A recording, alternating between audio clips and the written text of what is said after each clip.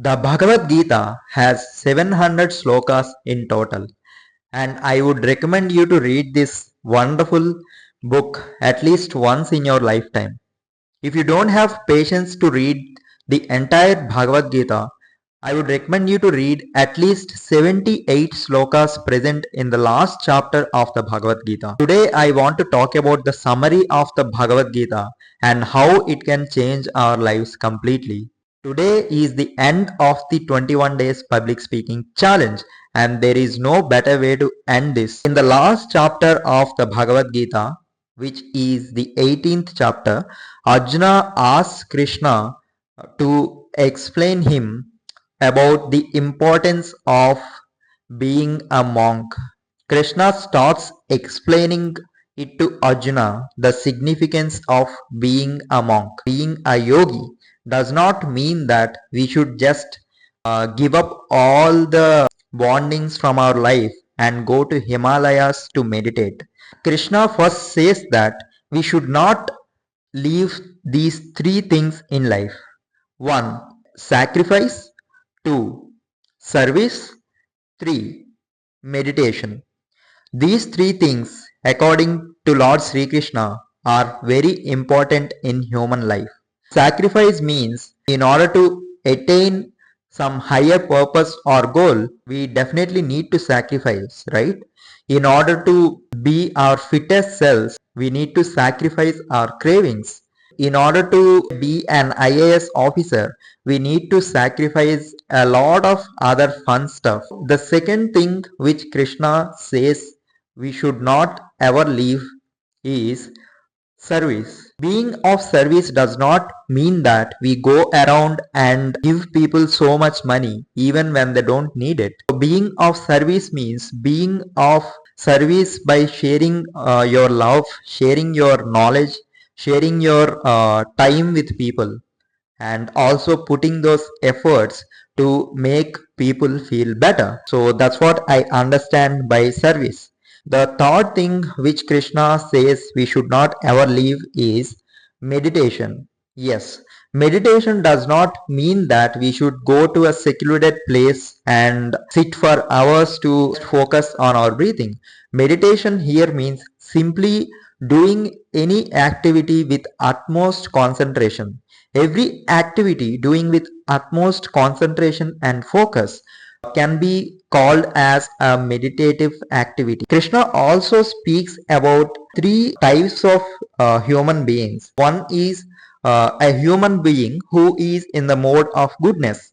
The second type of human being who is in the mode of passion. And the third type of human being who is in the mode of ignorance.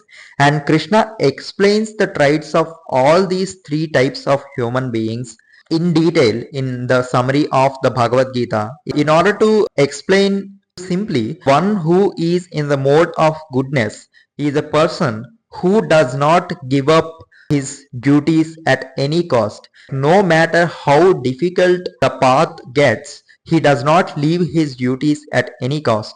A person who is in the mode of passion is a person who can do some good work, but he cannot leave his attachments. He cannot let go of his attachments to attain that higher purpose. The third type of human beings Krishna says is a person who is in the mode of ignorance. Krishna says that a person who is in the mode of ignorance has no hope at all. He just does not listen to anyone. He simply does what his body craves for. Krishna also explains how a person should eat. We should eat the food which is in the mode of goodness, which means the food should not be too spicy, or it should not be too tangy, or it should not be too oily or something. So even Krishna explains about how we should eat food. So Krishna simply concludes that we should continuously act in the mode of goodness so that we will eventually reach that state of godliness. I will end this video with a wonderful story. The story goes like this. A parrot loses her eggs in an ocean. The parrot goes to the ocean and asks about those eggs. The ocean replies that I will not give the eggs to you. And the parrot is determined to get her eggs back. What parrot does is she starts slowly filtering the water from ocean, like a little by little with her mouth. And everyone initially laughs at that parrot for trying something impossible. But she does not give up and she goes on to do that for days together. And finally, Garuda, who is the vehicle of Vishnu, does get to know this and he actually goes to help Parrot. He warns the ocean that if you don't give those eggs of parrots back, I would have to completely drain you out. She feels so scared of that warning and she gives back the eggs of that parrot. And the moral of the story is this: when we try with utmost determination to achieve something, the God eventually sends his man or he himself comes to help us. Thank you so much for watching.